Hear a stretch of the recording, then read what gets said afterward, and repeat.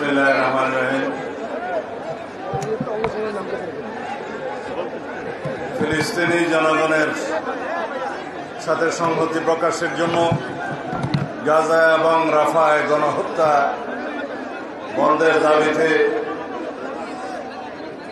এবং গণহত্যার নিন্দা এবং প্রতিবাদের দাবিতে ঢাকা মহানগর উত্তর দক্ষিণ কর্তৃক আয়োজিত এই প্রতিবাদ সভার প্রিয় সভাপতি, উপস্থিত বাংলাদেশ জাতীয়তাবাদী দল বিএনপির স্থায়ী কমিটির সম্মানিত সদস্যবৃন্দ, উপস্থিত সকল পর্যায়ের নেতৃবৃন্দ, এই তীব্র গরমের মধ্যে যারা উপস্থিত হয়েছেন ভাই ও বোনেরা, গণমাধ্যমের বন্ধুগণ, আসসালামু আলাইকুম ওয়া রাহমাতুল্লাহি ওয়া বারাকাতুহু। কয়েকদিন আগে ঢাকা বিশ্ববিদ্যালয়ের রাজু ভাস্কর্যের পাদদেশে জাতীয়তাবাদী ছাত্র দলের একটি অনুষ্ঠানে আমি বক্তব্য রাখছিলাম একই দাবিতে। তখনও কয়েকটি কথা আমরা জোরালোভাবে বলেছি। সারা পৃথিবীতে নির্যাতিত মানুষের নাম ফিলিস্তিনের জনগণ। সারা পৃথিবীতে মুসলিম বিশ্বের নীরবতার কারণে সারা পৃথিবীব্যাপী মুসলিম জনগণ গণহত্যার শিকার হচ্ছে। সেটা আরাকান থেকে শুরু করে ফিলিস্তিন পর্যন্ত সমগ্র বিশ্বে বিস্তৃত। বিশেষ করে ফিলিস্তিনের জনগণ 1948 সালের পরের থেকে তারা তীব্রভাবে ইসরায়েলি হামলার শিকারে পরিণত হয়েছে। এই ষড়যন্ত্র শুরু হয়েছে প্রথম বিশ্বযুদ্ধের পর থেকে এবং সেটা দানা বেঁধেছে দ্বিতীয় বিশ্বযুদ্ধের পরে, যখন ইসরায়েলিদেরকে প্যালেস্টাইনরা আশ্রয় দেন সেই সময় থেকে।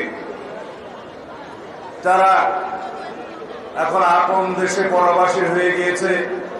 পৃথিবীর কয়েকটি পরাশক্তির সমর্থনে প্রত্যক্ষ এবং পরোক্ষভাবে তাদের মদদে ইসরায়েলে যে গণহত্যা শুরু হয়েছে তার শুরু কিন্তু আজকে নয়, বহু বছর আগের থেকে।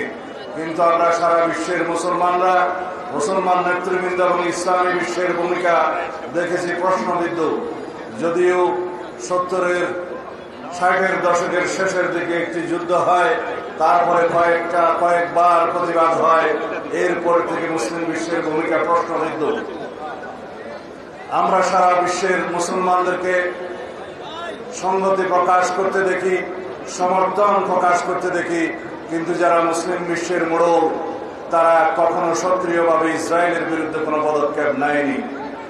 ইঙ্গো মার্কিন ষড়যন্ত্রের কারণে এই ফিলিস্তিনি জনগণ গণহত্যা সহ অমানবিক নির্যাতন নিপীড়নের শিকার হচ্ছে যুগের পর যুগ, দশকের পর দশক। তার কোনো প্রতিকার আমরা দেখছি না। জাতিসংঘের কোন রেজলিউশনের তোয়াক্কা ইসরায়েলেরা করে না। জাতিসংঘের কোন সিদ্ধান্তকে তারা কখনো মেনে নেয় নাই। যদিও বা দুই একবার জাতিসংঘে বিভিন্ন রকমের সিদ্ধান্ত এই ফিলিস্তিনি জনগণের পক্ষে নেওয়া হয়েছে, কয়েকটি পরাশক্তি তার বিরুদ্ধে ভেটো প্রদান করে সেগুলো কার্যকর করতে দেয়নি। আমরা তার নিন্দা এবং প্রতিবাদ জানাই। আজকের দিনে সারা পৃথিবীতে সমস্ত দেশে, সমস্ত গণতান্ত্রিক বিশ্বে, এমনকি আমেরিকাতেও ফিলিস্তিনের জনগণের পক্ষে ব্যাপকভাবে আন্দোলন হচ্ছে, কিন্তু এই গণহত্যা বন্ধের কোনো আমরা ইশারা ইঙ্গিত দেখছি না। তার জন্য কার্যকর ভূমিকা পালন করার জন্য আমরা সারা বিশ্বের গণতান্ত্রিক সমস্ত দেশের নেতৃবৃন্দকে সোচ্চার হওয়ার আহ্বান জানাই। বিশেষ করে মুসলিম বিশ্বের যারা মূল, তাদেরকে আহ্বান জানাবো, আজকে ইসরায়েলের বিপক্ষে আপনাদের ভূমিকা যেহেতু প্রশ্নবিদ্ধ, মুসলিম বিশ্বের নেতৃত্ব দেওয়ার দাবি আপনারা করতে পারেন না। আমরা আজকে এই মঞ্চ থেকে বাংলাদেশ জাতীয়তাবাদী দলের পক্ষ থেকে ফিলিস্তিনি জনগণের প্রতি সংহতি জ্ঞাপন করছি এবং ফিলিস্তিনি ফিলিস্তিনে অবিলম্বে গণহত্যা বন্ধ করার দাবি জানাচ্ছি। যারা গণহত্যার শিকার হয়েছে তাদের সাথে যারা উপস্থিতে যে সমস্ত শিশু, বৃদ্ধ এবং মহিলারা বিভিন্নভাবে তারা মৃত্যুর শিকার হয়েছে, তারাও গণহত্যার মধ্যে গুনতে হবে। সেই হিসাবে মৃত্যুর সংখ্যা, শহীদের সংখ্যা 50-60 নয়, কয়েক লক্ষ ছাড়িয়ে যাবে।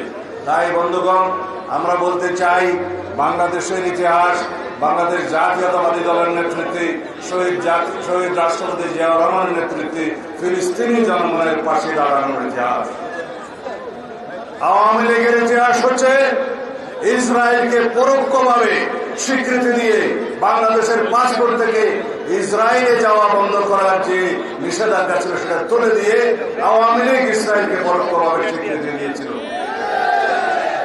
আওয়ামী লীগ ইসরায়েল থেকে আড়ি পাতার যন্ত্র কিনে এদেশের রাজনৈতিক কর্মী সহ সামাজিক কর্মী, মানবাধিকার কর্মীদের জনগণের বিরুদ্ধে আড়ি পাতার যন্ত্র কিনে তারা যে নির্যাতন নিপীড়নের সূচনা করেছে তার সাথে ইসরায়েল জড়িত, ইসরায়েলের সাথে আওয়ামী লীগ জড়িত। আমরা তার তীব্র নিন্দা এবং ধিক্কার জানাই। আমি আর বেশি বক্তব্য দেব না। আমরা যে প্রতিবাদ, যে নিন্দা জ্ঞাপনের ধারা শুরু করেছি, এটা যেন ফিলিস্তিনের জনগণের পাশে থাকার অব্যাহত প্রচেষ্টা হয় যতদিন পর্যন্ত ফিলিস্তিনের গণহত্যা বন্ধ না হবে, যতদিন পর্যন্ত স্বাধীন ফিলিস্তিন রাষ্ট্র প্রতিষ্ঠা না হবে, ততদিন পর্যন্ত আমরা এই আন্দোলন সংগ্রাম সমর্থন অব্যাহত রাখবো। সবাইকে ধন্যবাদ। আসসালামু আলাইকুম।